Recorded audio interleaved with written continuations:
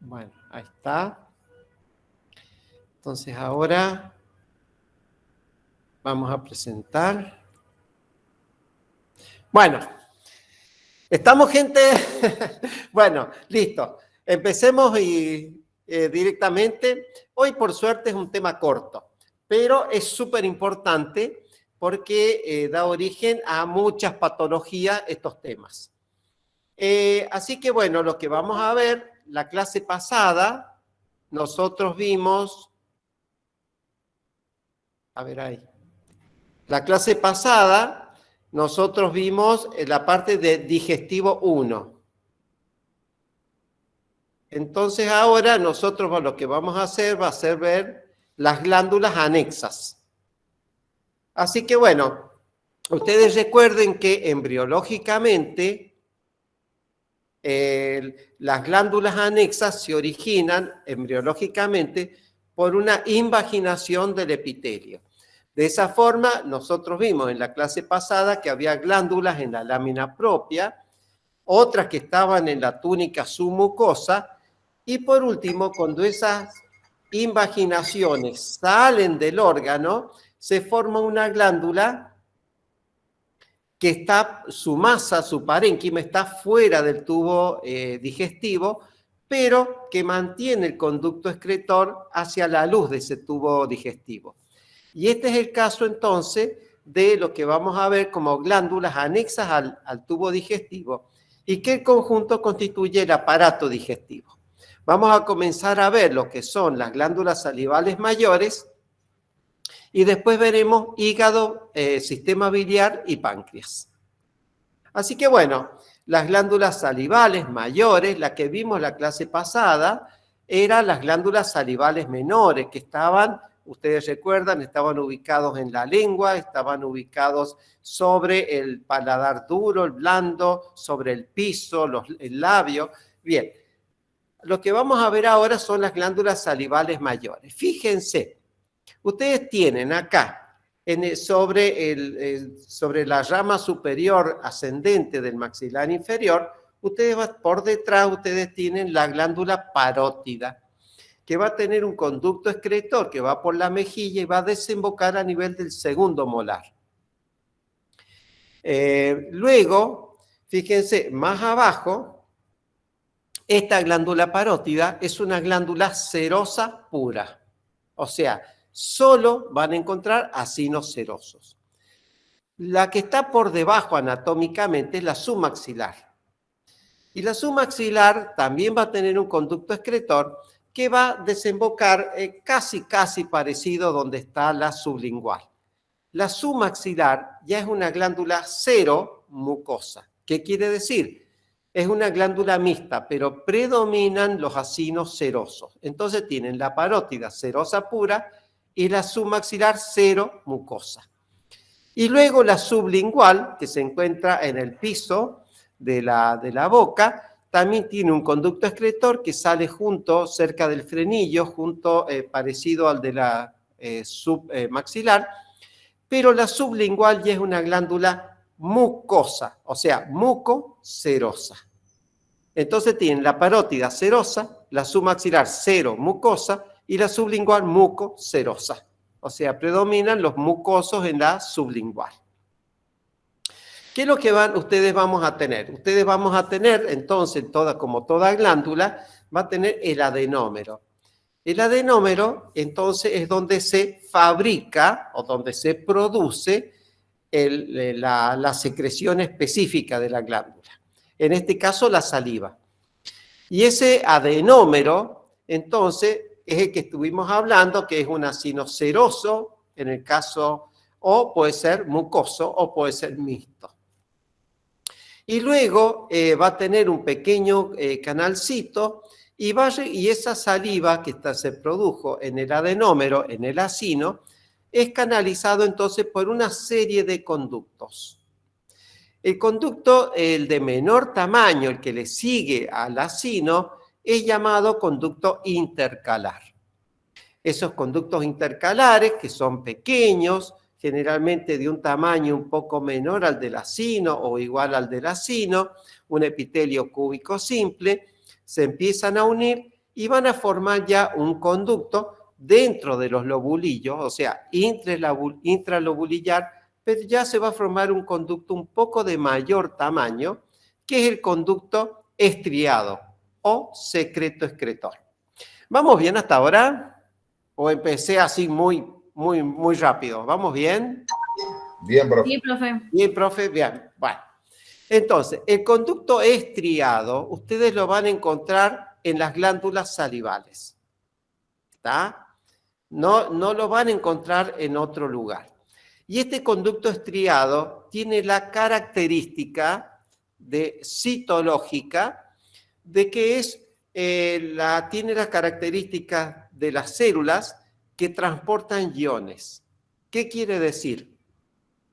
Que va a ser un epitelio cúbico simple o un poco cilíndrico, pero que va a tener entonces hacia la región basal, la membrana plasmática están interdigitadas, o sea, las membranas celulares de las células contiguas están como imbrincadas, están interdigitadas. Y ahí se encuentran entonces muchas mitocondrias. Y entonces, esos son los tipos de celulares que transportan iones en forma activa.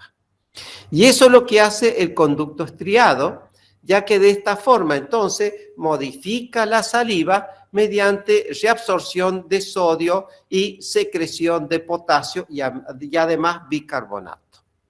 Fíjense entonces cómo también el intercalar que secreta bicarbonato, igual que el estriado, le están dando a la saliva una característica alcalina.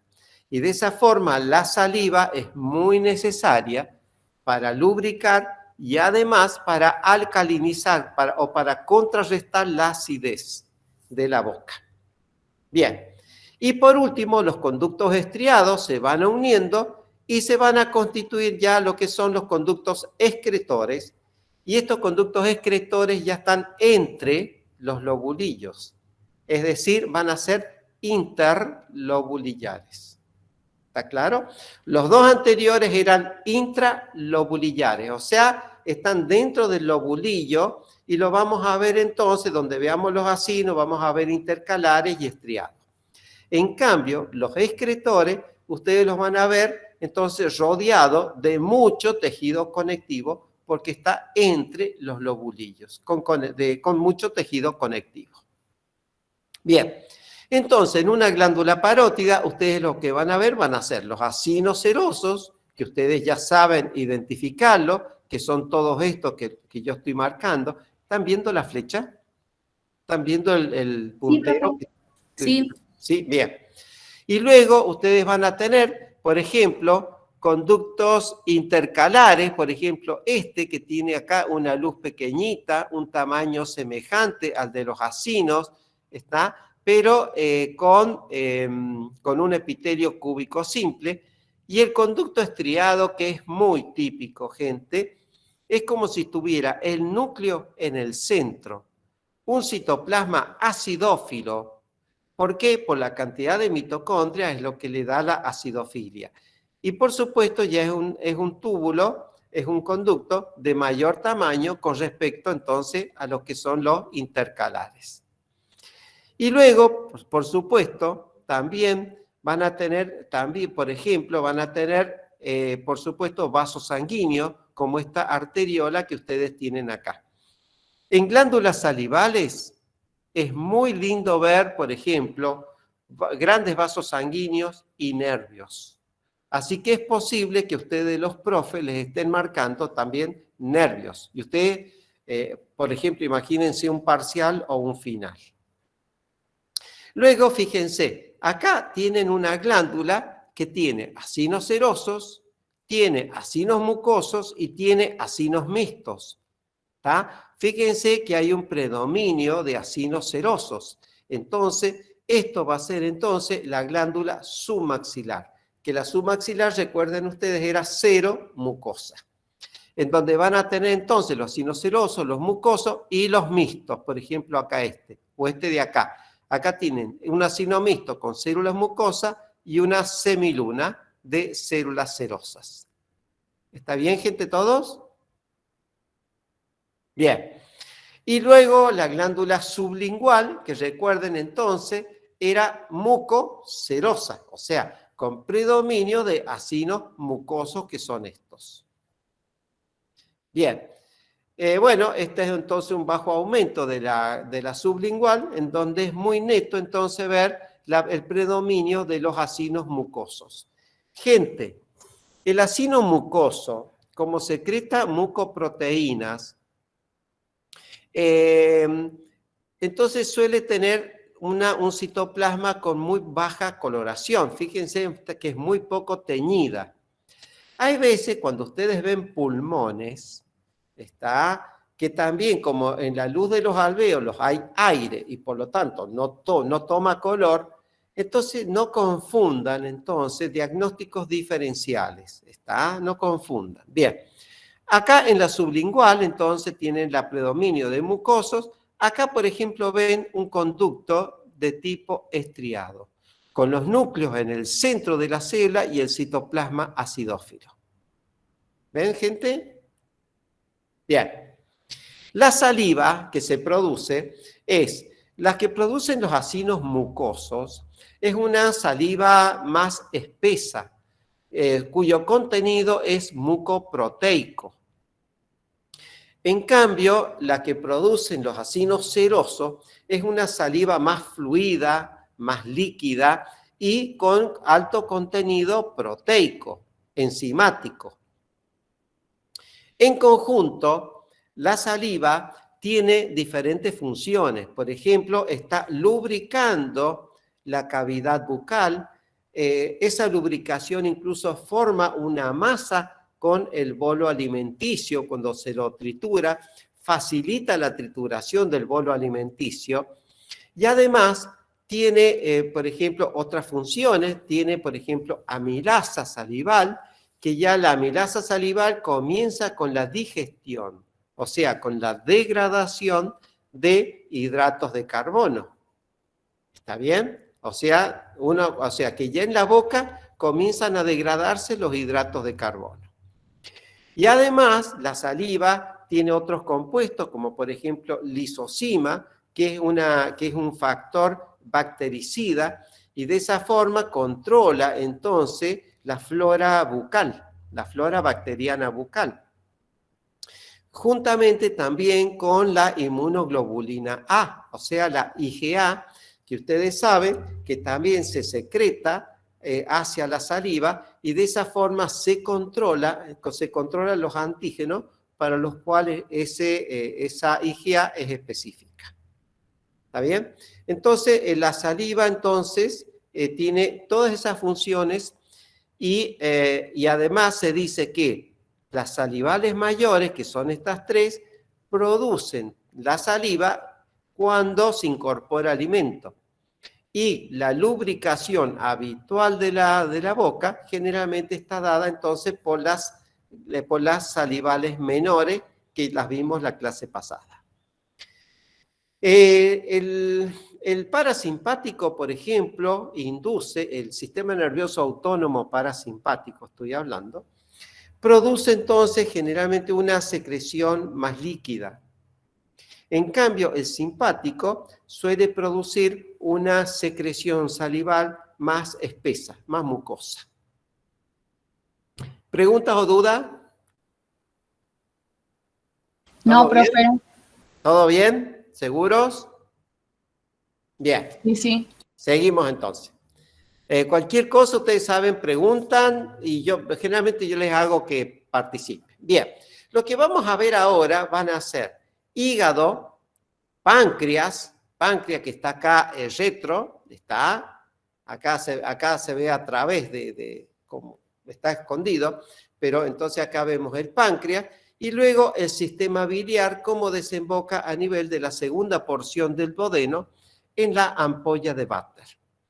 Así que lo que vamos a ver ahora va a ser, creo que sigue hígado, creería que sí. Bien, entonces lo que vamos a ver va a ser entonces hígado con su sistema biliar, después veremos la vesícula biliar y luego yo creo que al último veremos entonces el páncreas, que va a tener su cabeza, su cuerpo y su cola. Bien, entonces, este es el esquema de lo que vamos a ver ahora y que funcionan bastante interconectados. El hígado es una glándula, es la glándula de mayor tamaño que tenemos en nuestro organismo, que pesa como 1,5 kilos, o sea, es una glándula grande, que ocupa gran porción entonces de la parte superior del abdomen y que tiene varios lóbulos. Tiene un hilio y por ese hilio entonces es que van a ingresar vasos sanguíneos y van a salir en conductos hepáticos llevando bilis. Entonces, ¿cuáles vasos sanguíneos van a ingresar? Van a ingresar una rama, digamos, va a ingresar la arteria hepática, que es la que trae oxígeno, ¿tá? Que es un derivado que trae de la aorta.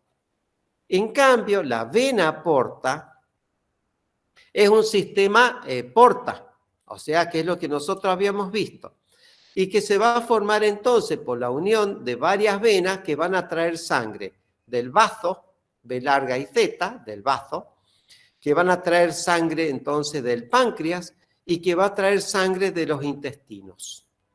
Entonces, toda esa vena porta es la que va a ingresar acá al hígado. Entonces, van a ingresar la vena porta y la arteria hepática.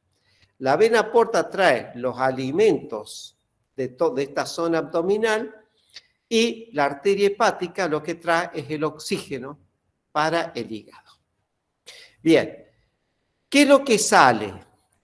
El hígado, las células del hígado, los hepatocitos, son los que van a producir la bilis. Y esa bilis entonces es la que se va a ir recolectando, se van a ir cada vez uniendo conductos excretores o conductos biliares, se van a ir haciendo cada vez de mayor tamaño y van a salir entonces los conductos biliares hepáticos derecho e izquierdo. Esos se van a unir en un hepático común y ese hepático común entonces es el que lleva la bilis que se produce en el hígado, es llevado y cuando el esfínter de Oddi, acá, el esfínter de Oddi se encuentra en la ampolla de Vater. Cuando está cerrado, esas presiones hacen que esta bilis ingrese por el conducto cístico a la vesícula biliar. ¿Ustedes ya han visto la anatomía de esto? Sí, profe, lo estamos estudiando. Mañana tenemos parcial de este tema. Ah, bien. Entonces voy a ir más rápido o les voy a ayudar, entonces. Para que terminen pronto y ustedes puedan ir a estudiar entonces para el parcial de mañana. Bien, entonces ustedes acá tienen entonces que la bilis se produce en el hígado y viene por estos conductos hepáticos, el derecho e izquierdo, el conducto único, y cuando se unen con el cístico de la vesícula biliar, se va a formar entonces el colédoco. Y el colédoco entonces va a llegar a esta segunda porción del duodeno y va a desembocar entonces ahí en la ampolla de Vater. ¿Está? Entonces, ¿cuándo va a salir la bilis de la vesícula biliar? Cuando hay una hormona, es decir, por contracción del sistema parasimpático puede contraer el músculo de la vesícula biliar. Pero fundamentalmente es por una hormona, que es la colecistoquinina, que esa colecistoquinina es secretado por las células enteroendocrinas que se encuentran acá en el yeyuno y en el ilion.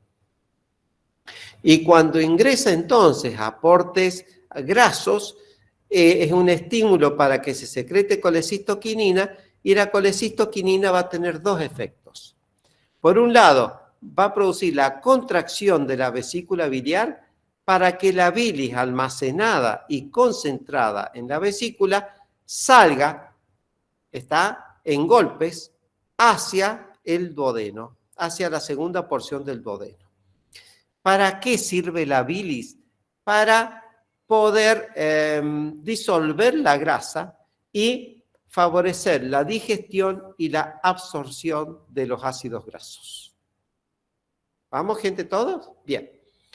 La colecistoquinina además de tener el efecto de hacer contraer el músculo de la vesícula, tiene un segundo efecto, que es actuando sobre el páncreas.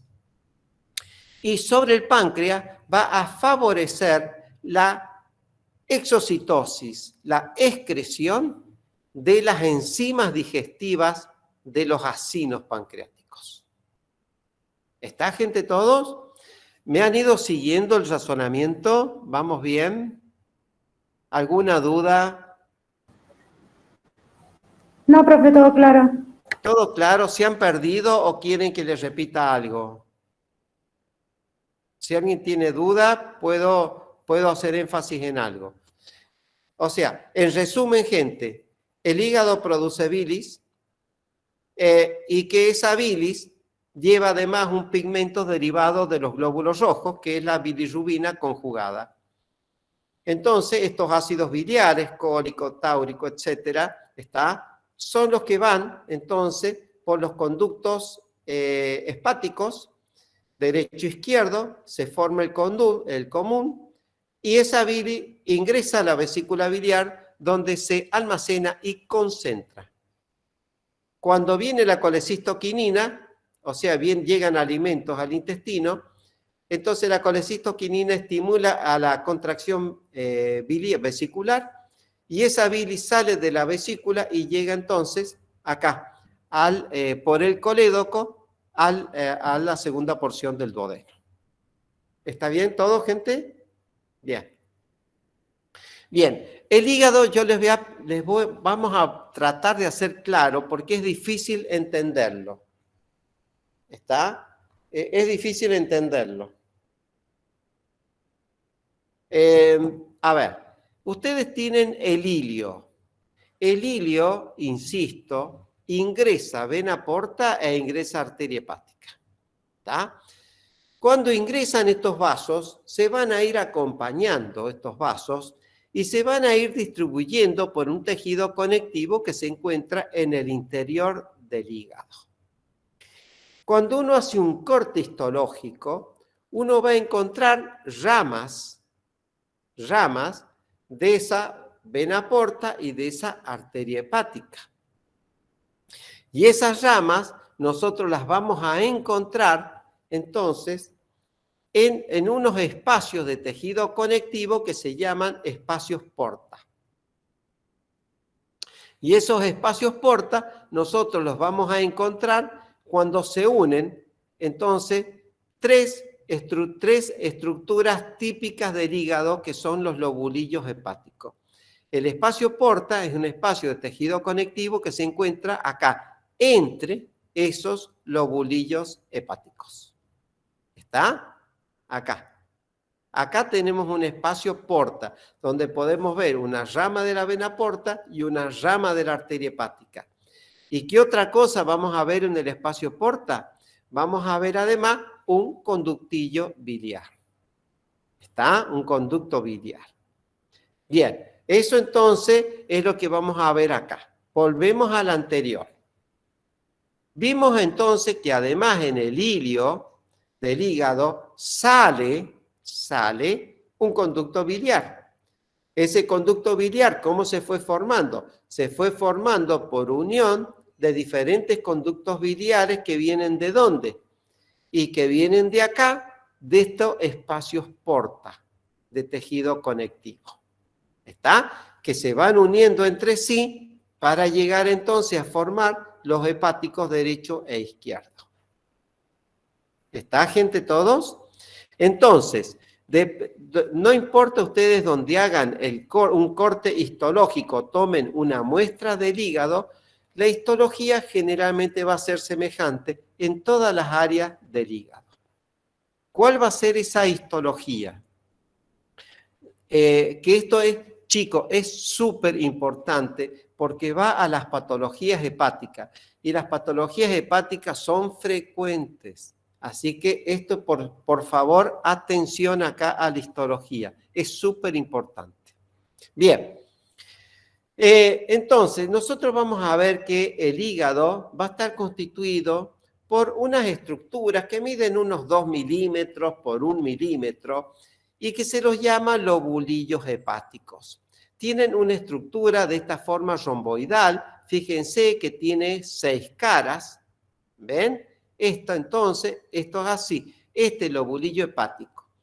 ¿Cómo está formado este lobulillo hepático? Cuando nosotros lo vemos en este esquema, vemos que tiene una periferia de hepatocitos. El hepatocito es la célula del parénquima hepático, del parénquima del hígado. Entonces vamos a ver que tiene por una periferia de hepatocitos que están limitando al lobulillo porta. Y que va a tener entonces unas cadenas de hepatocitos que van a estar formando este lobulillo porta. Fíjense acá como vemos entonces las cadenas de hepatocitos, en donde vemos entonces que hay hepatocitos unos al lado del otro. Pero estos hepatocitos no es que sean exactamente lineales, sino que se ramifican y se van uniendo unos con otros. Entre las membranas plasmáticas de esas cadenas de hepatocitos, se van a formar, digamos, las membranas plasmáticas se van a invaginar y van a formar, por lo tanto, como un pequeño espacio. O sea, ese espacio va a estar formado entonces por una separación de las membranas celulares de los hepatocitos contiguos. Y a eso se le va a llamar canalículo biliar. Los hepatocitos producen la bilis y la bilis la van a liberar a esos canalículos biliares. ¿Está? Por lo tanto, reitero un concepto. Los canalículos biliares no tienen pared propia, sino que la pared de los canalículos biliar es la propia membrana celular de los hepatocitos contiguos. ¿Se entiende, gente? ¿Está claro? Es súper importante ese entendimiento. Bien. Se entendió. Bien. En cambio, entre las cadenas de hepatocitos, nosotros vamos a tener capilares sanguíneos. Y estos capilares son de tipo sinusoides. Es decir, que son anchos, miden, vamos a suponer, unas 20, 30 micras de ancho, con un endotelio discontinuo y con una membrana basal discontinua. Eso quiere decir que los sinusoides hepáticos, entonces, tienen una amplia transferencia entre la sangre que va por dentro del capilar y el espacio y los hepatocitos que están bordeando. Es decir, los capilares sinusoides es un tipo de capilar sanguíneo que sí tiene pared propia. ¿Cuál es esa pared? Es endotelios discontinuos con células macrofágicas de Kupffer y una membrana basal discontinua también. ¿Está claro? Y una amplia zona de transferencia. Entre la pared del endotelio y la membrana celular del hepatocito hay un espacio. Y ese espacio se llama espacio de Dice. Dice, con D y doble S, Dice. Y ese espacio de Dice contiene células. Esas células tienen varios nombres. Células de hito, células estrelladas. ¿Y qué es lo que hacen? Almacenan, por ejemplo, vitamina A. ¿Está? Y también almacenan otras vitaminas, almacenan vitaminas liposolubles, podríamos decir. Almacenan vitaminas liposolubles. ¿Está bien? Bueno, las funciones hepáticas, entonces, son mucha gente, muchas. Entonces, lo que vamos a ir viendo de las funciones hepáticas... Sí. Disculpe, una pregunta. ¿El espacio de Dice en dónde estaría? El espacio de Dice se encuentra entre la pared del capilar sinusoide y la membrana de los hepatocitos. Ah, bueno, gracias. Es un espacio que con el microscopio óptico no lo van a poder detectar. Bien, entonces, ahora vamos a mencionar las funciones hepáticas y después las vamos a relacionar con la biología celular o con la citología del hepatocito. ¿Está bien? Entonces, ahora vemos las funciones. Y cuando veamos la citología del hepatocito, yo les voy a ir repitiendo para qué es cada organoide. Bien. Entonces, produce proteínas plasmáticas. Gente, esto es súper importante. Produce albúmina. Ustedes saben que la albúmina, además de transportar diferentes elementos por la sangre y medicamentos también cuando uno incorpora, la albúmina es la principal sustancia oncótica que tiene el plasma. Es decir, la albúmina atrae líquido, o sea, o evita que salga líquido de la sangre hacia fuera del vaso sanguíneo. ¿Está bien? Por lo tanto, si ustedes tienen una disfunción hepática y no produce suficiente albúmina, entonces, ¿qué van a tener en ese paciente? Edema. ¿Está, gente? Va a producir también lipoproteínas, o sea, estas son las que ustedes estudiaron en química que son tan importantes, ¿está? O sea, las de muy baja densidad, las de baja densidad y las de alta densidad. Va a producir también, por ejemplo, glicoproteínas como la transferrina. La transferrina, entonces, es la proteína que transporta el hierro en el plasma. E incluso ustedes pueden pedir, entonces, el dosaje de transferrinemia, o sea, el dosaje de transferrina en plasma. Produce proteínas de la coagulación, como por ejemplo la protrombina y el fibrinógeno. Si ustedes tienen una insuficiencia hepática y pueden entonces que tengan problemas de coagulación esa persona, ¿está? O puede tener hemorragias, porque no tiene las proteínas antitrombóticas. ¿Está claro, gente, todos? Bien. Y produce además otro tipo de globulinas. Bueno, fíjense cómo además, por ejemplo, también almacena y hace conversiones, modifica químicamente, entonces, vitaminas A, las D, la K. ¿Está? Estas son, digamos, liposolubles, la vitamina A, y se almacena en hígado, gente. ¿Está? Después también, por ejemplo, almacenamiento, metabolismo, el hierro. El hierro, ustedes saben que es almacenado celosamente en nuestro organismo. ¿Tá? Entonces, y el hígado es muy importante en este proceso. Ustedes saben que en el vaso se degradan los glóbulos rojos y que el hierro entonces se almacena en las células. En forma de ferritina. Bien. Luego también es el hígado es el laboratorio de nuestro organismo. Es decir, que ahí las sustancias tóxicas se van a modificar igual que todos los medicamentos. O sea, es el laboratorio del organismo. A ver, yo les explico esto para que ustedes recuerden. ¿Qué otras funciones hepáticas? Participa en las vías metabólicas de los hidratos de carbono, por ejemplo. El glucagón pancreático, por ejemplo, almacena entonces hidratos de carbono en forma de glucógeno. La insulina induce, por ejemplo, esa degradación. ¿Está? Entonces, el hígado almacena glucógeno. ¿Y el glucógeno para qué es importante? Porque el hígado lo almacena y lo libera cuando las neuronas necesitan glucosa. Ustedes saben que las neuronas utilizan como fuente de energía la glucosa. Bien, ¿en dónde más se almacena glucógeno? En el músculo esquelético. Entonces, hígado y músculo esquelético son dos polos de almacenamiento de glucógeno. También las vías glucolíticas. Entonces, acá recuerden, por ejemplo, un Nobel argentino que vio que eran las vías de las pentosas. ¿Está?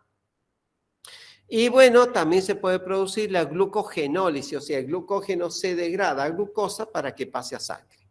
Después el metabolismo de los lípidos. Bueno, la síntesis de urea, gente, ¿tá? Para después la excreción renal y la producción de bilis, como ya dijimos antes. Bien. Cuando ustedes ven entonces, acá por ejemplo vemos un corte histológico teñido con HE y acá ven está marcado con líneas de punto un lobulillo hepático. ¿Qué es lo que van a ver ustedes en este lobulillo hepático? Acá vemos el lobulillo hepático y acá vemos un espacio de porta, un espacio portal donde hay tejido conectivo, ¿tá? Entonces, en el espacio portal, ¿qué vamos a encontrar? Y esas ramas que vienen de la vena porta, las ramas de la arteria hepática y conductos biliares. ¿Y qué más podemos encontrar en estos espacios porta? Nervios y linfáticos. ¿Tá? Pero están los tres que habíamos visto en el ilirio del hígado. Bien, entonces, cuando ustedes ven un vaso sanguíneo grande con sangre y una pared delgada con muy escaso músculo, evidentemente es una rama de la vena porta, es una vena. Cuando ustedes tienen un vaso que ya tiene una capa media con músculo más abundante, evidentemente es una rama de la arteria hepática. Y cuando ustedes vean unos conductos con un epitelio cúbico simple, evidentemente son conductos biliares. ¿Está, gente, todo? Está fácil. Eso, y lo que está entre esas estructuras va a ser tejido conectivo del espacio porta. ¿Está, gente, todos? ¿Qué vamos a ver dentro del lobulillo? En el lobulillo, ustedes vamos a ver, todos los rosados son las cadenas de hepatocitos. Fíjense que no son lineales, sino que están como medios ramificados. Estos canales blancos que se ven acá son los capilares sinusoides. Está por donde circula sangre. ¿Y a dónde va esa sangre? A veces no se entiende bien esto, pero yo, a ver, lo voy a insistir en esto. ¿A dónde va la sangre que va por los capilares sinusoides? Y va a una vena que está en el centro del lobulillo y que por eso se llama vena centrilobulillar. Gente, reitero algo. A ver, los canalículos biliares no se ven con el microscopio óptico. Repasemos entonces lo que vimos en el espacio porta y lo que vemos en el lobulillo. Así como vimos, se los muestro, gente, para que se entienda. Así como vimos que la vena porta ingresa por el ilirio hepático, igual que la arteria hepática, estos se van distribuyendo por los espacios porta, entonces en el interior del hígado. Estas ramas de vena porta y ramas de arteria hepática del espacio porta emiten ramas terminales que van por la cara lateral del lobulillo, que son estos. Y son venas terminales y arterias y arteriolas terminales. La sangre que trae entonces estas ramitas de la vena porta y estas ramitas de la arteria hepática van a ingresar a los capilares sinusoides que está en el interior, fíjense acá, en el interior del lobulillo. Fíjense cómo acá, estas ramitas de la vena porta emite la sangre que ingresa al capilar sinusoide. Lo mismo que viene de la arteria hepática, es decir, de estas arterias terminales que están en la cara lateral del lobulillo, ¿no es cierto? Esa sangre que traen esos vasos sanguíneos van a ingresar a los capilares sinusoides. O sea, estos capilares sinusoides, acá de mayor tamaño, son estos canales blancos que están acá. Entonces, acá ustedes tienen un espacio porta. Estas ramas de arteria hepática y vena porta emiten ramas terminales que van por la cara lateral del lobulillo. Y esa sangre que traen va a ingresar a los capilares sinusoides, que son estos canales blancos que están acá. Y esos capilares sinusoides, esa sangre va a ir circulando entre las cadenas de hepatocitos y va a drenar en esta vena central del lobulillo o vena centrilobulillar. Gente, ¿se entendió? Es muy importante entender esto. ¿Se entendió? Por favor, díganme que sí, si no lo repito porque es muy importante. ¿Sí? Sí, profe, se Sí, entendió. profe. Bien. Entonces, fíjense que, entonces, acá ustedes tienen, esto es de cerdo, no es humano. ¿Por qué sé que es de cerdo? Porque el cerdo tiene tabiques de tejido conectivo que delimitan perfectamente un lobulillo hepático. ¿Ven? En cambio, en este anterior, este es humano, porque fíjense cómo los lobulillos no están bien delimitados. Acá le hicimos artificialmente una línea punteada para delimitar el lobulillo, pero fíjense cómo los lobulillos en el humano no están bien delimitados. O sea, el tabique de conectivo no es como en el cerdo, que sí es neto. ¿Está? Bien, entonces, ¿cómo están formados entonces los capilares sinusoides? Y están formados entonces por un endotelio discontinuo y por células macrofágicas de Kupffer. Ustedes recuerdan los macrófagos de Kupffer, del hígado, que pertenecían entonces al sistema fagocítico mononuclear y eran derivados de los monocitos sanguíneos. ¿Está claro, gente? Bien. Y luego vemos ahora, ¿qué más? Esto entonces es la circulación sanguínea. ¿Vamos bien? Estas venas centrilobulillares que traen la sangre que viene de los capilares sinusoides se van uniendo con las venas centrilobulillares de los otros lobulillos, ¿está bien? Y van a ir formando entonces las llamadas venas suprahepáticas que salen del hígado. Pero ustedes recuerden que por anatomía, ¿por dónde salen las venas suprahepáticas, gente? Si mañana tienen el parcial, ya lo deben saber. ¿Alguien? Salen entonces, fíjense, por la superficie. Por la vena cava. Claro. Salen entonces por una superficie, se van uniendo todas esas venas centrilobulillares para ir formando unas venas colectoras para formar la suprahepática que desemboca en la cava inferior. ¿Está claro? ¿Está bien, gente, todos? Bien. Entonces ahora, ya entonces todo lo que es la circulación sanguínea está claro.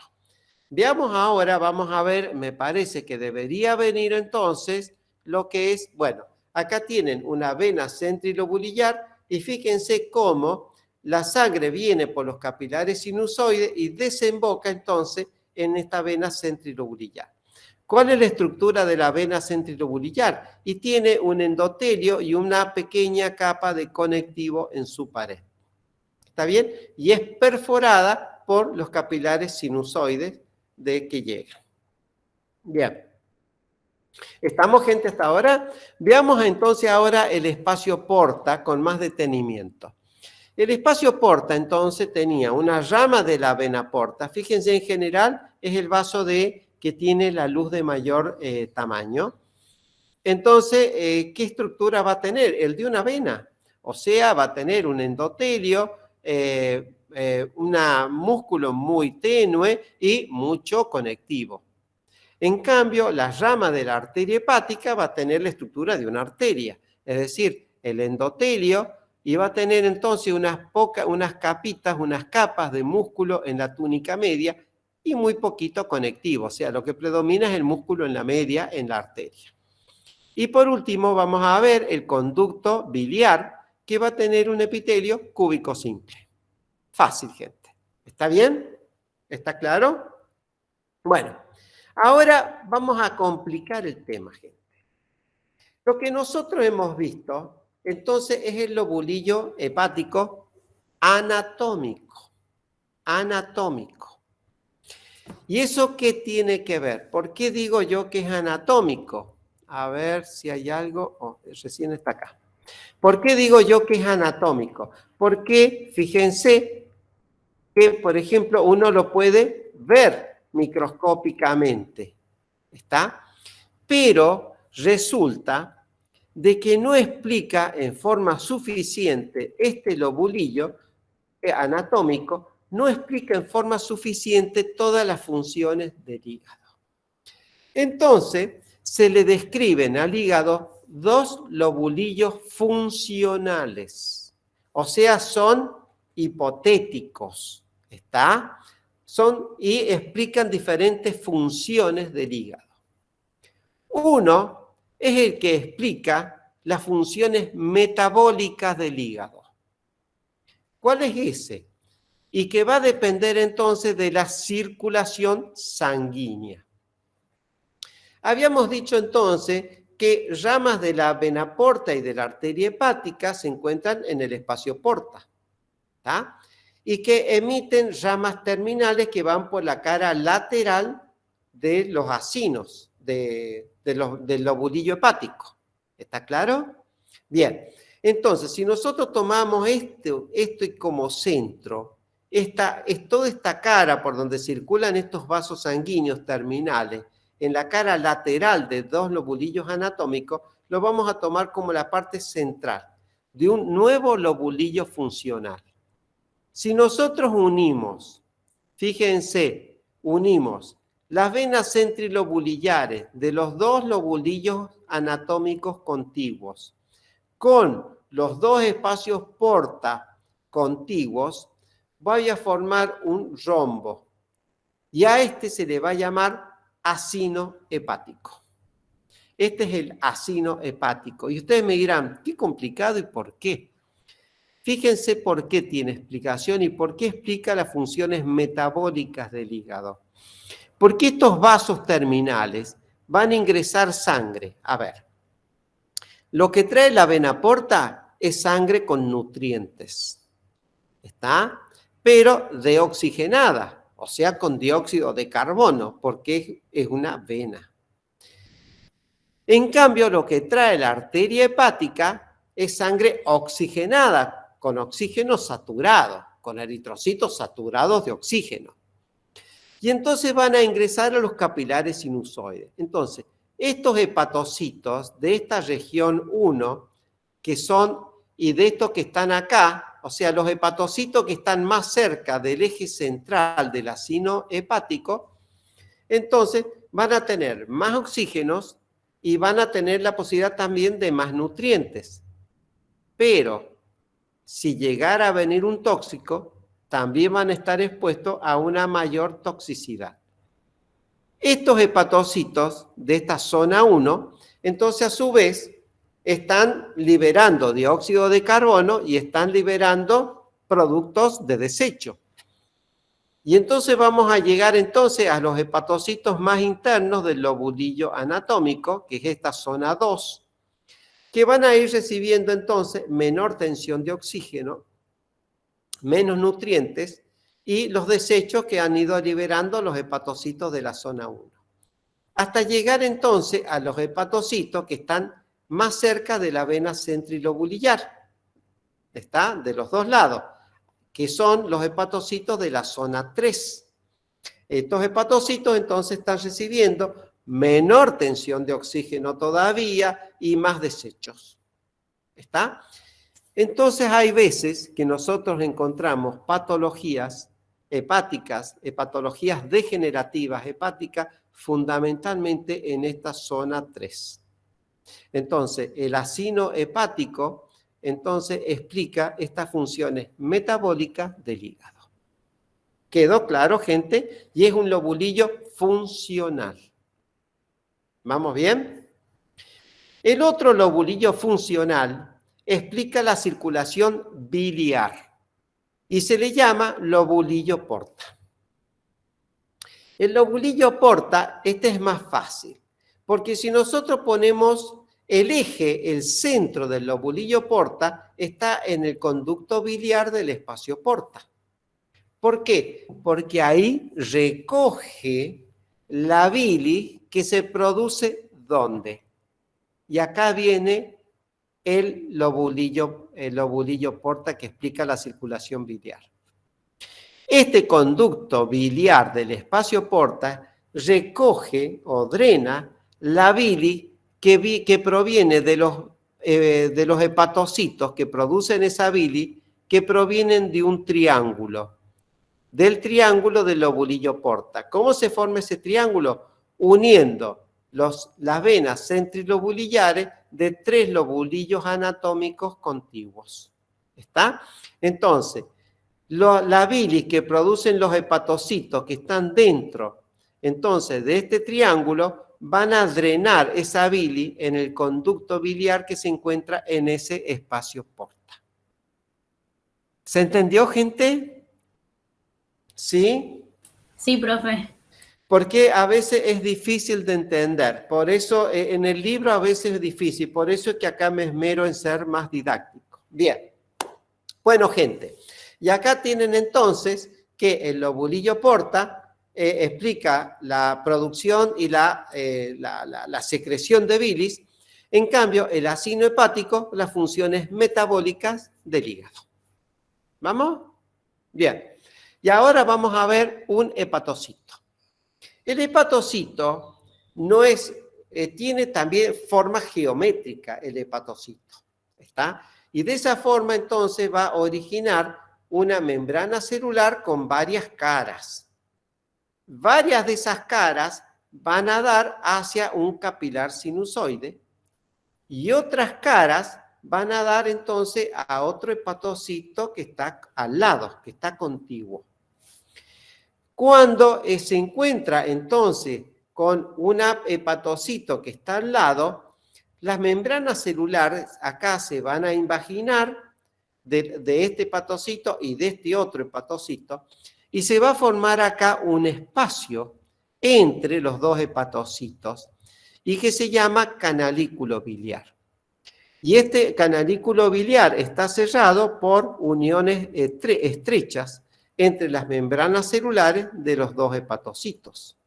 ¿Está claro? Entonces, a este nivel es donde el hepatocito acá tiene un aparato de Golgi, un complejo de Golgi desarrollado, lo mismo que también tiene un ribosomas, y entonces acá es donde se va a producir la bilis. Y esa bilis entonces la va a secretar al canalículo biliar. Insisto, el canalículo biliar, por lo tanto, no tiene pared propia. Está formada entonces por una especialización de las membranas celulares de los dos hepatocitos contiguos. ¿Está claro, gente? Por ahí va la bilis. ¿Está bien? Ok. Les cuento que la biología celular del hepatocito, pónganle la biología celular adentro del hepatocito y tiene todo. Tiene ribosomas libres para producción de las proteínas locales. Tiene retículo endoplásmico rugoso. ¿Para qué? Y para producir albúmina, para producir protrombina, para producir fibrinógeno, para producir péptidos como por ejemplo el insulin growth factor, o sea, la traducción es el factor semejante o similar a insulina, que es una somatomedina. ¿Está? Entonces, el hepatocito tiene un receptor para la STH, o para la hormona de crecimiento. Esa hormona de crecimiento, ¿qué es lo que hace? Bueno, actúa sobre un receptor de la membrana celular del hepatocito, desencadena una señal intracelular y eso genera entonces que se produzca entonces esta somatomedina, factor semejante a insulina. ¿Qué hace el factor semejante a insulina? Va a actuar entonces sobre la metáfisis ósea y va entonces a producir que los condrocitos del cartílago de crecimiento proliferen. De esa forma, entonces, se va produciendo una longitud mayor del hueso. ¿Está, gente, todos? También va a tener el hepatocito, también va a tener retículo endoplásmico liso y mitocondrias abundantes. ¿Y para qué es eso? Porque tiene que ver con el metabolismo de los lípidos. Entonces, el retículo endoplásmico rugoso va a producir las lipoproteínas y se van a unir entonces con los lípidos que se produzcan a nivel de retículo endoplásmico liso y mitocondrias. para formar las lipoproteínas de muy baja, de baja y de alta densidad que ustedes después ven en sangre. ¿Está? También, ¿qué más tiene? También tiene, por ejemplo, a nivel de retículo endoplásmico liso, se producen muchas detoxificaciones. Por ejemplo, ustedes saben que la bilirrubina no conjugada que viene al hígado es conjugado con un diclurónido. Y esa bilirrubina conjugada es la que se vierte junto con la bilis al intestino. ¿Está? Entonces, todo esto son muy importantes en la medicina, gente, estos conceptos.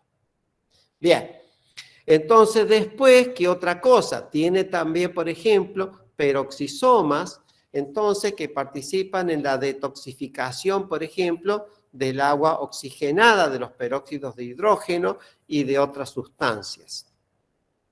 Entonces, todo esto, por supuesto, tiene un sistema también de citoesqueleto, y todo esto hace entonces que el hepatocito entonces sea una célula que tenga todos los organoides que uno conoce.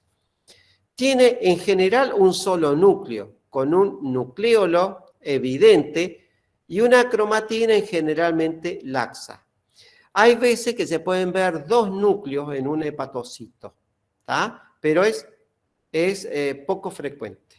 Es normal hasta un cierto porcentaje. En el citoplasma, ¿qué más se puede ver? Se pueden ver gotitas de lípido y se pueden ver también glucógeno como fenómenos de inclusión. ¿Está? ¿Está claro, gente, todo?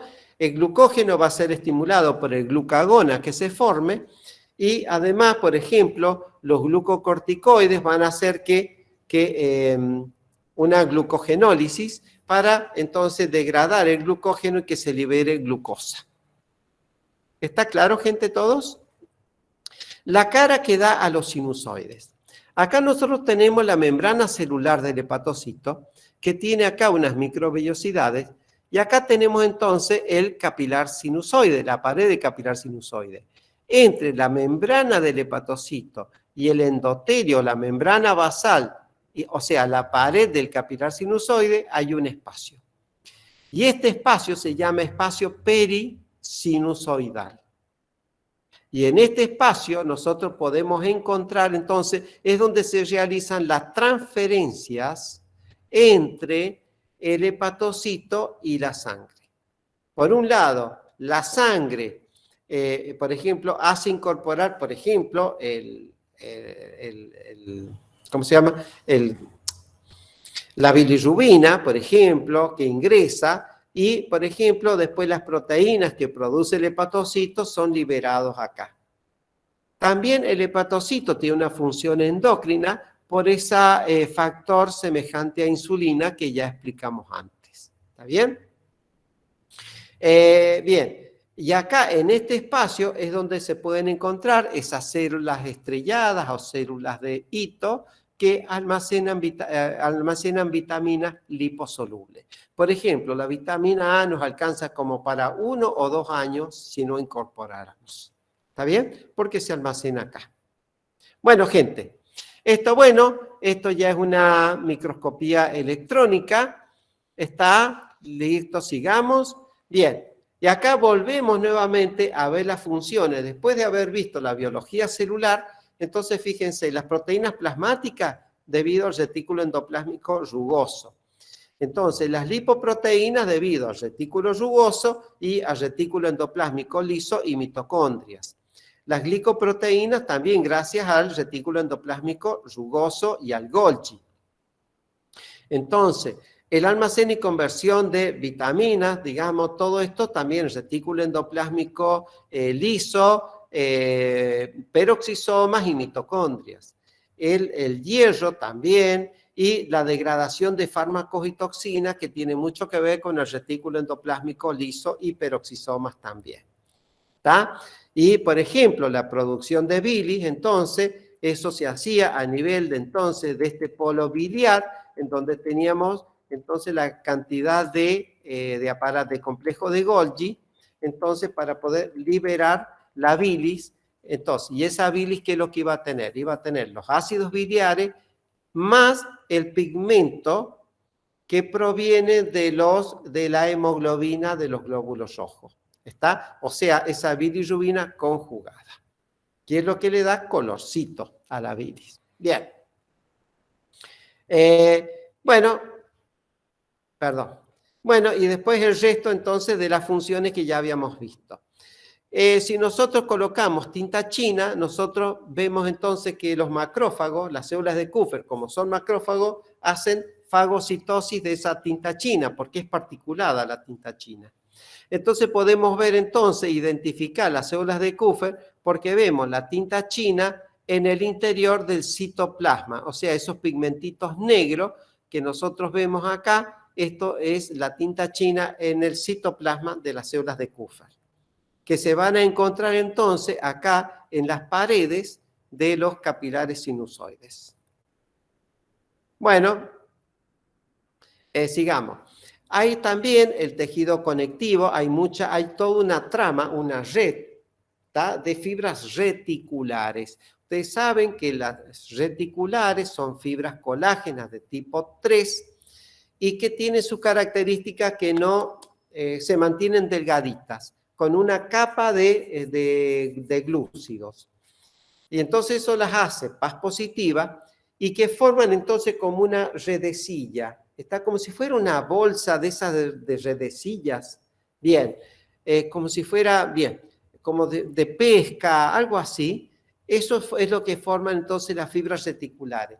Y están dando entonces el soporte que sostiene entonces a todos los lobulillos hepáticos y a todas las demás estructuras del hígado. Bien, si nosotros hacemos paz, entonces va a teñir el glucógeno en el citoplasma. Acá fíjense que se hizo paz hematoxilina, porque estoy viendo los núcleos teñidos con hematoxilina. Y el citoplasma, paz positivo, que lo que está detectando es glucógeno. ¿Cómo podemos corroborar que esto es glucógeno? Porque a un corte nosotros le ponemos primero amilasa y después teñimos con paz. La amilasa degrada el glucógeno, entonces cuando ponemos paz ya no se tiñe. Y en otro corte no ponemos amilasa, directamente hacemos la tinción y lo vemos así. ¿Está? Bien. Bueno, gente, el hígado sufre muchas patologías, ¿está? La peor de todas es cuando ocurre, por ejemplo, puede ser una fibrosis. Y es una fibrosis exagerada, no controlada, y eso va creando entonces nódulos. En la ingesta prolongada de alcohol puede producir, es una causa frecuente, entonces, de esto que se llama cirrosis, que es esta fibrosis. Pero el hígado tiene muchas otras, tiene, por ejemplo, las inflamaciones, por ejemplo, producidas puede ser por tóxicos o por virus, la hepatitis, ¿está? O también, por ejemplo, tiene procesos tumorales. Entonces, el hígado es una fuente de patología, gente. Bien, entonces, ahora vamos a empezar a ver los conductos biliares. Los conductos biliares, ¿qué es lo que tienen?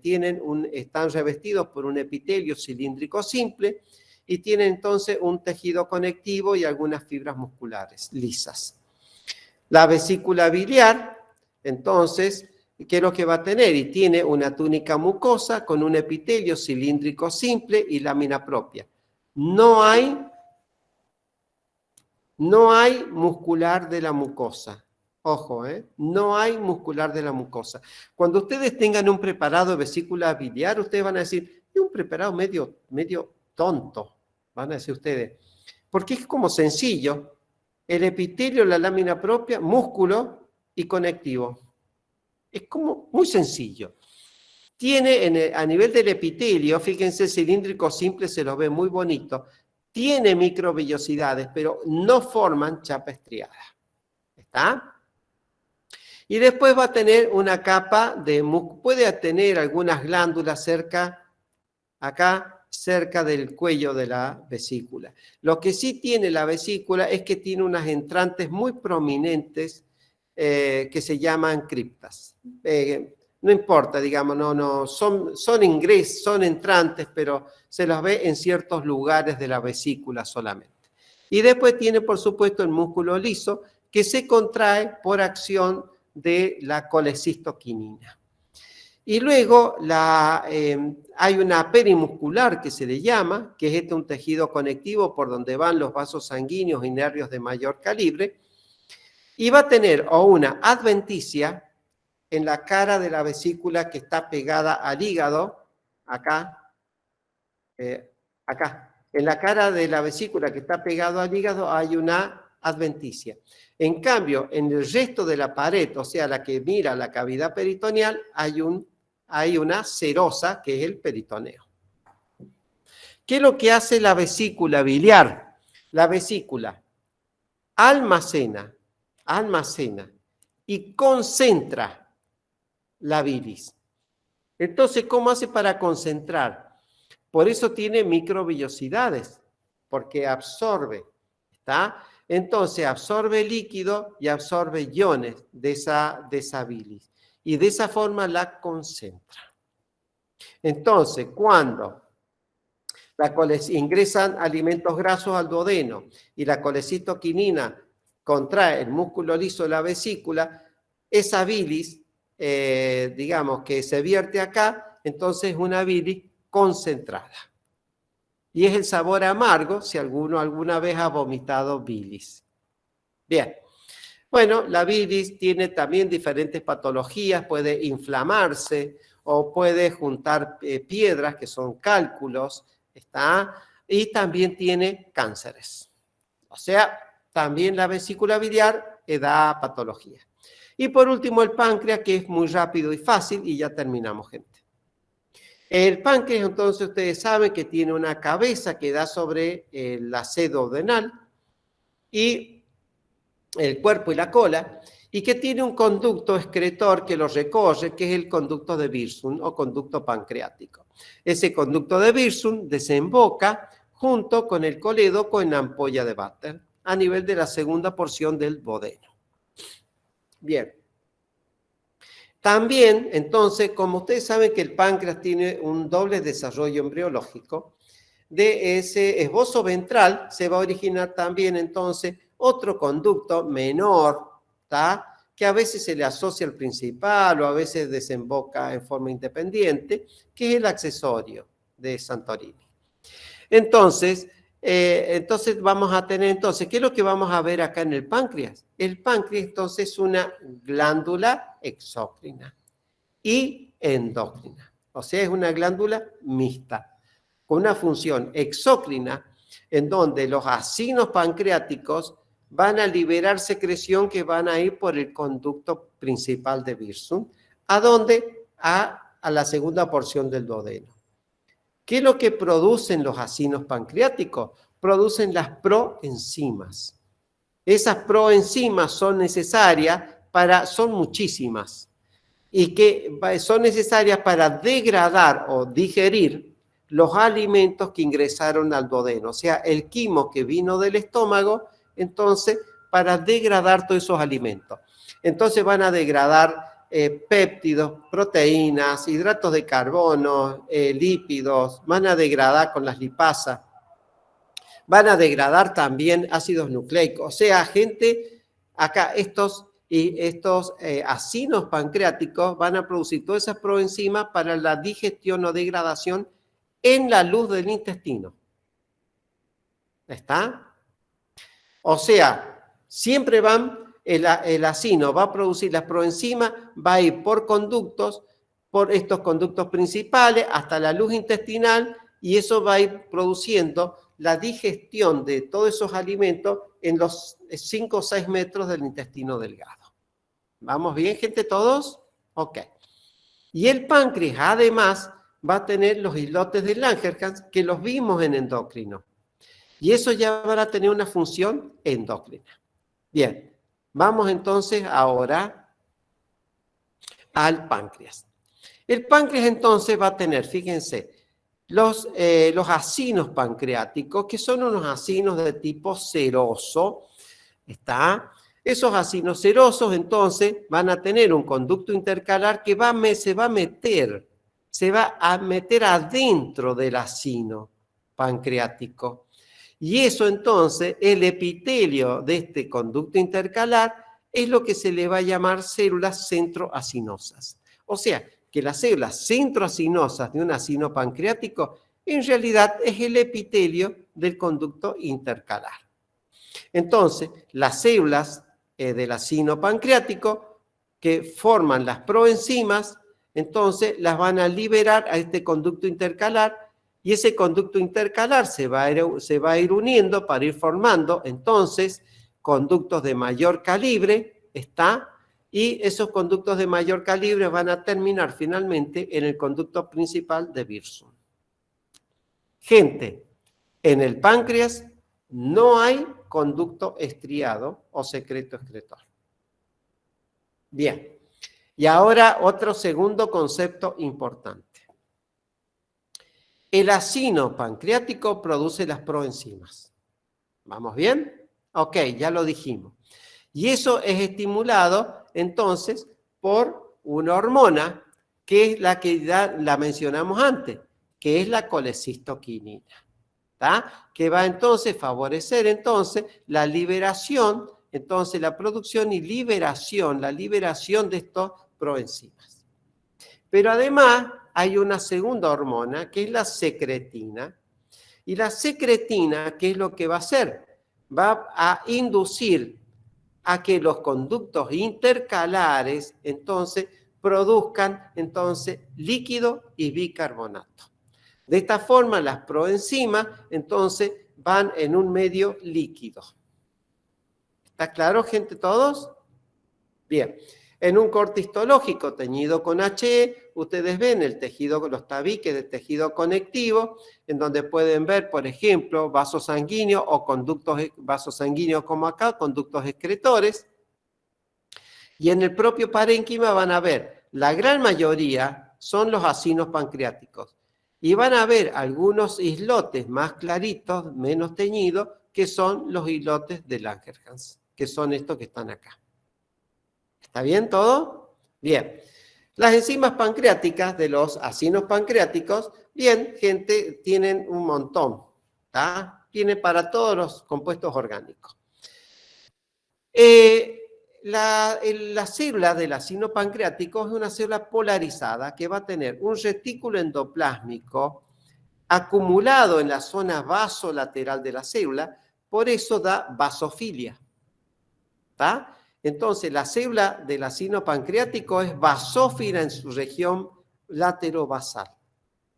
Un núcleo único con nucleolo, y en la zona apical es donde se acumulan entonces las vesículas secretorias que contienen las proenzimas. Por el contenido proteico que tienen estas proenzimas, estas vesículas secretorias, da una coloración acidófila. Gente, cuando ustedes vean un órgano con una gran cantidad de acinos que tienen un citoplasma basal basófilo y un citoplasma apical acidófilo, eso es páncreas. Entonces, fíjense con azul de toluidina cómo ven entonces el ergastoplasma basófilo basal. ¿Está? Bien. Entonces, fíjense acá, la secretina que producen las células enteroendocrinas del intestino van a inducir a la secreción de bicarbonato por los conductos intercalares. Mientras que la colecistoquinina, que es secretada también por otras células enteroendocrinas del intestino, va a estimular a la secreción de las proenzimas. Además, el sistema nervioso autónomo también tiene participación en el flujo sanguíneo y en la actividad de estas células acinales. Bueno, entonces, se pueden ver entonces, esto ya se lo van a ver en el Histology Guide. Acá, por ejemplo, tienen, miren, acá tienen un acino, está un acino pancreático, y acá tienen un conducto intercalar con el epitelio cúbico simple. Bien. Y un conducto interlobulillar va a ser este con mucho tejido conectivo y un epitelio cilíndrico simple. ¿Está? Bien. Los islotes pancreáticos, los islotes de Langerhans, ¿está? Islotes de Langerhans o islotes pancreáticos también, es la parte endocrina del páncreas, que ya la vimos. Pero bueno, por inmunohistoquímica nosotros podemos detectar entonces las células alfa que van a producir glucagón, que aumenta la glucemia, y también a las células beta que van a producir insulina, que son las más frecuentes, y que van a producir entonces la única hormona hipoglucemiante del organismo, que es la insulina.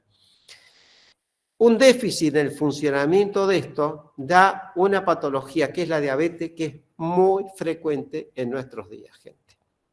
Además, por inmunohistoquímica, podemos detectar unas células D que van a producir somatostatina, que es semejante a la somatostatina que vimos entonces en el tallo infundibular, en el tallo, digamos, del hipotálamo con la hipófisis. ¿Tá? Ustedes recuerdan, también se producía a nivel del hipotálamo unas células D, producían somatostatina.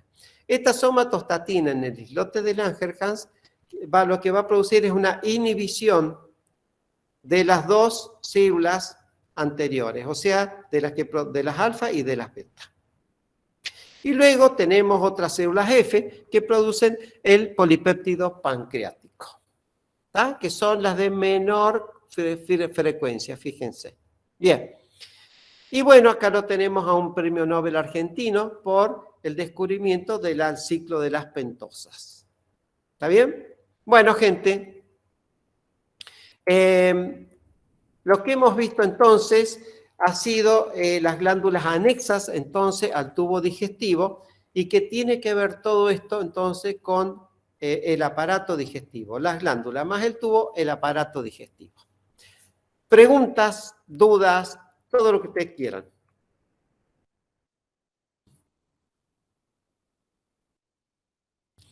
¿Están ahí? Sí, estamos. Bien. Sí, profe. Gracias, Carlos. Dígame, ¿qué es lo que no les ha servido? ¿Algo no les ha quedado claro? Profe, yo tengo una pregunta. Sí. Los lobulillos que dividimos hipotéticamente, según la función, Sí. Bueno. esas formas geométricas que señaló usted, o sea, las células que estarían en esa zona serían las especializadas en cierta función o... Por ejemplo, acá. Acá nosotros tenemos, por ejemplo, un corte histológico de hígado. Está semejante humano. Miren, acá tienen un lobulillo con la vena centrolobulillar. Acá tienen un espacio porta, ¿no es cierto?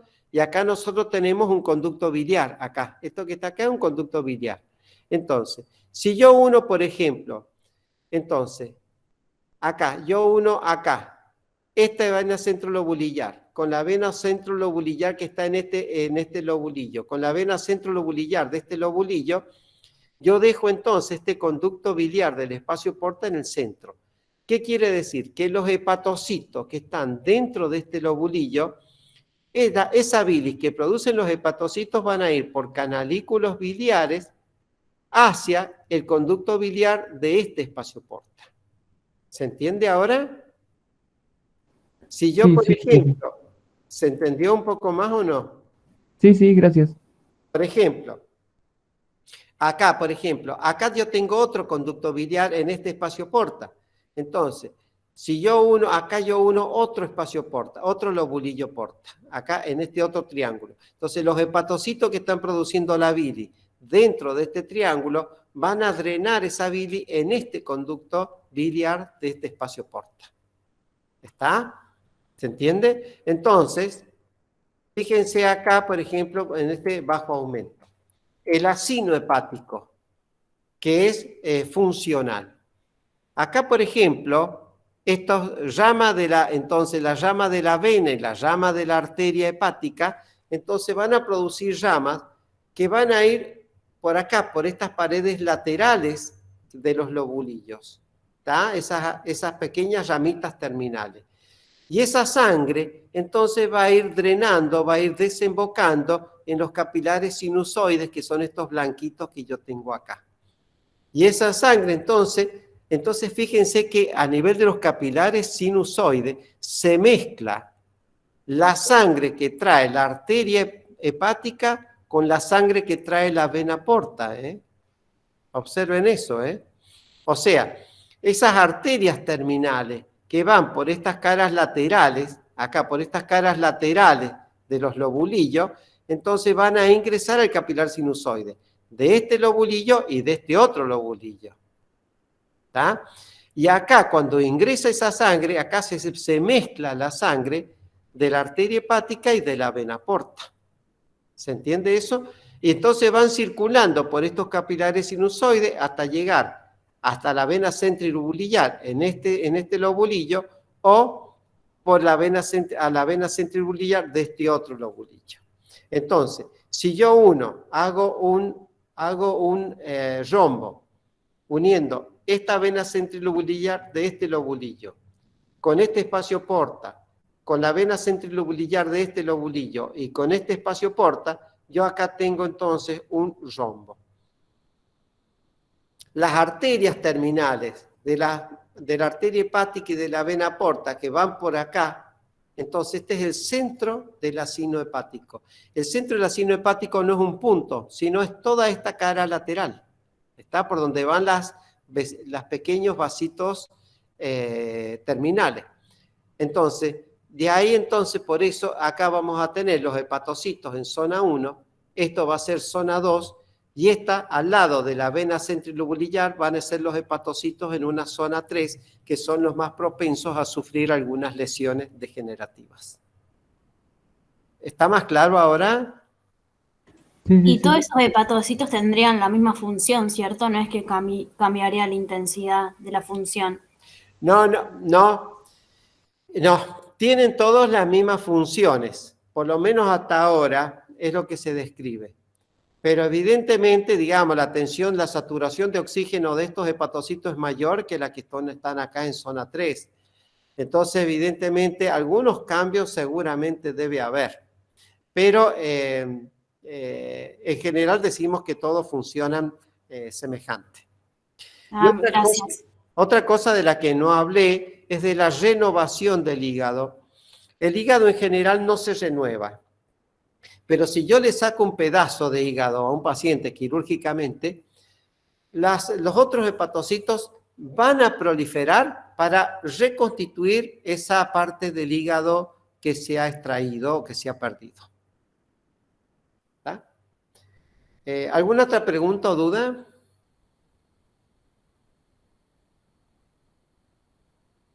¿Todo bien? Todo bien. Bueno, entonces, gente, mil disculpas. Era un problema médico. Surgió ahora, fue con sobreturno y por eso fue la demora en comenzar la clase. Pido mil disculpas por esto, pero realmente era necesario. Así que bueno, muchas gracias y a estudiar, gente. ¿Está? Chao, profe, gracias. Chao, profe, gracias. Chao, muchas gracias. Chao. Chao, profe, gracias. Chao, gracias. Nos vemos. Chao, Nos vemos, profe, muchas gracias. Chao, gracias. Chao, profe, nos vemos. Chao.